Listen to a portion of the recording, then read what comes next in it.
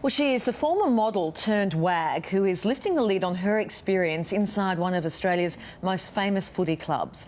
Labelling the club culture a cult, Cassie Lane was thrust into the limelight when she dated Collingwood star Alan Didak in 2004.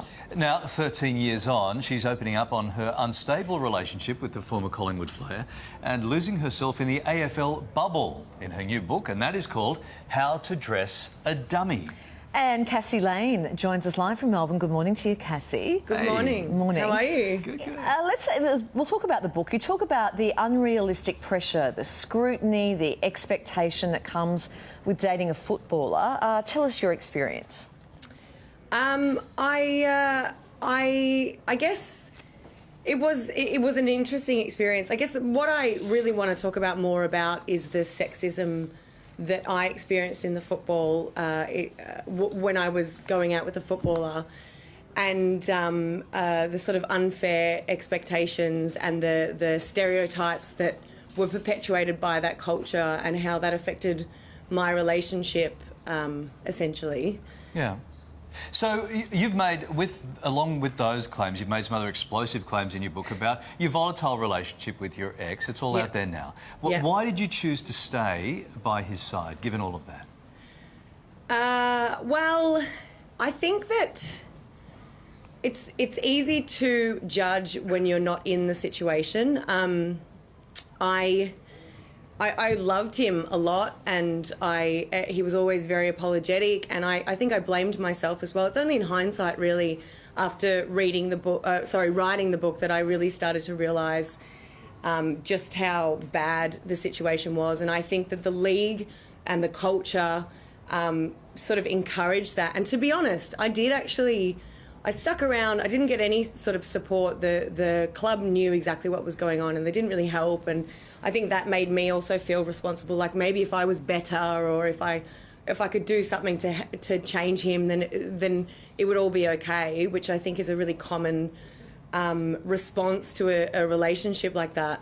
But even when I did try to leave, the Collingwood actually tried to convince me to stay in the relationship. So it's difficult when it's just you and you're dealing with this big, really venerated sort of institution. You just feel like this small person who's got no idea what they're doing. I don't know if that makes sense. Yeah, well, can we talk about the title of your book? Because you went from being an international model to worst dressed at the Brownlows. Yes. So that's obviously something that really affected you and stuck with you.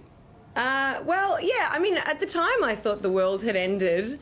I wouldn't say that it stuck with me. I think that it... Well, you've called your book How to Dress a Dummy, so yes. That is a reference to the Brownlows moment, is it? Isn't it? No, actually, to be honest, the book, there's only one chapter in the book that's about football. This book is about my experience modelling around the world, partying with celebrities, living in LA, living in Milan, and there's a lot of feminist themes that I explore throughout the book about how women internalise sexism, especially in regards to the beauty industry. Is just this one chapter towards the end, which is about Alan and that relationship. And the reason I talk about that is because I really think it's important to talk about the sort of the sexism and these rigid stereotypes perpetuated by the football culture that then hugely influence society. So if we go back to the early 2000s, you were a model in LA, living the high life, dating one of the Wilson brothers, as we understand. So what's normal for you then? Like if you're looking for normality and you're saying it's not in the football space, it's not in the Hollywood space, what would you say to people your definition of normal and happy and content would be? Now, what's normal for me is having a career that I love and being surrounded by amazing friends and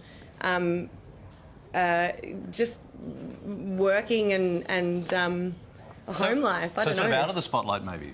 I've moved away from the spotlight, to be honest. I'm focusing on the writing, which is something that I'm very passionate about. Good stuff. Yeah, it's a lot more fulfilling and a lot more fun, to be honest. Would you concede, though, that the AFL maybe has come a long way since your experiences back in the early 2000s? I definitely think, well, it was actually about 2007, 2008. It's hard for me to comment because I'm no longer a WAG, so I can't talk from within that inner sanctum. And I know that they've created a policy and they're doing certain things, but I also read the paper, and I would say they've progressed, but they still have a very long way to go. And it's not just football. I think they reflect and reinforce sexism in our culture. So I think it's the Football League and it's society that needs to move forward. All right. Well, Cassie, interesting insight. Thank you very much for joining us this morning. Thank you so much for having me. All right. Cassie's book, How to Dress a Dummy, is out now. For details, just jump across to our website.